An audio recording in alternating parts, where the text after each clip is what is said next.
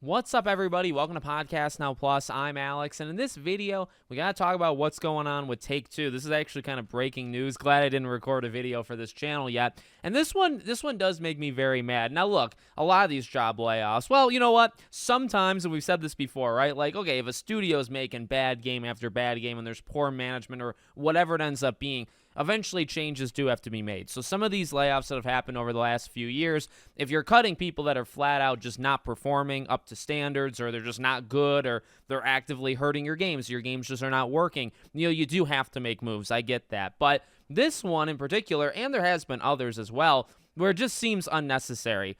Take-Two is more than GTA, but let's be real, you got GTA coming, and I do think that's important to say, and I think that's why myself and so many people are kind of upset by this.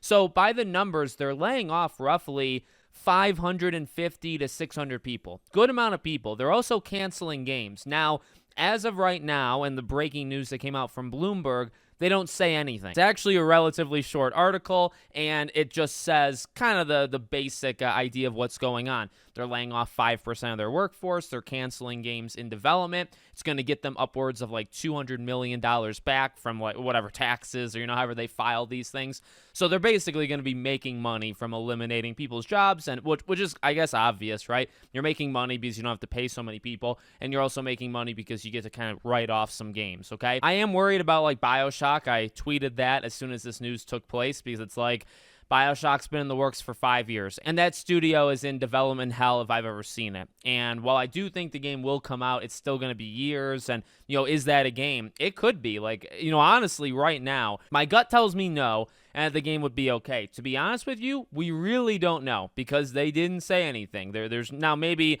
if there's more news over the coming days, we'll talk about on Podcast Now, or we'll talk about here, whichever one makes the most sense. But I hope the game is okay. But back to what makes so many people mad, including myself. You have GTA coming out next year, and that game is going to make you billions of one game in honestly like a day will make you $1 billion plus. You will probably, now I've seen numbers of like 3 to 4 billion is how much revenue they'll make from this game. Probably. This game, let's say in even its first couple months, so this time next year, potentially, maybe it's next fall, they will be swimming in 3 to 5 billion, with a B, not million, $3 to $5 billion just because of GTA. Now again, are they more than GTA? Yes, but ultimately, it's going to make them so much money, and you hope that they would have like the thought or the mental fortitude, looking forward to know that like other games can do it as well, right? Like basically you would imagine they'd be okay with their other games regardless, but then you also have GTA to kind of pad it. Like, isn't that what GTA Online is supposed to do? You have a game that we don't really talk about because, honestly, I don't know too much about the microtransactions and how hard maybe they are or are not in GTA Online. But that game makes so much money. And GTA, upon just sales, revenue just from buying the base game,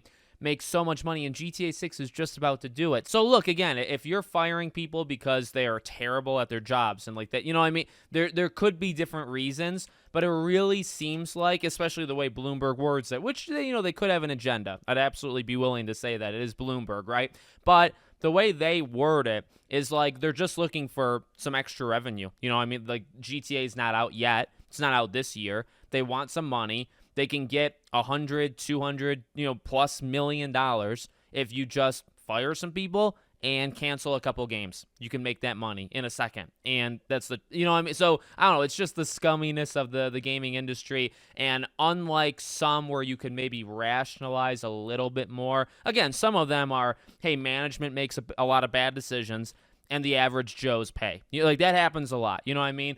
So unlike sometimes where you can rationalize it, unlike sometimes where you can maybe put blame on certain places, this one is literally, they're just looking for a quick buck.